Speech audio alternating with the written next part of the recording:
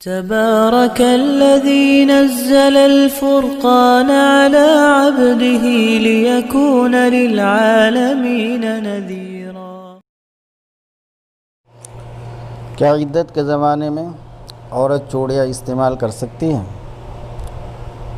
چوڑی پہننا یہ زیب و زینت میں داخل ہے، اور عدت والی عورت کے لیے، چاہے وہ عدت طلاق کر رہی ہو یا عدت وفات، عدت کے دوران زیب و زینت اختیار کرنا منع ہے۔ لہٰذا عدت گزارنے والی عورت کے لیے عدت میں چوڑی پہننا درست نہیں ہے۔ عدت کے زمانے میں چوڑی نہ پہنے، عدت سے فارغ ہونے کے بعد پہن سکتی ہے۔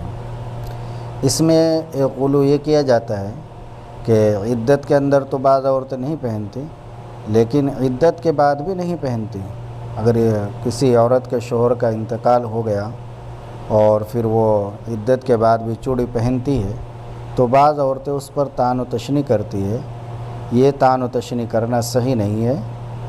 جو سوگ کا زمانہ تھا، عدت کا زمانہ وہ پورا ہو گیا، تو اس کے بعد چوڑی استعمال کر سکتی ہے، زیب و زینت عورت اختیار کر سکتی ہے۔ اس پر طعن و تشنیع نہیں کرنی چاہیے اور اس کو غلط نہ سمجھنا چاہیے۔ شریعت کی ایک حد ہے، ایک مدت ہے، جب وہ پوری ہو گئی تو اس کے بعد پھر اپنی طرف سے ہم اس میں کوئی مداخلت نہ کریں۔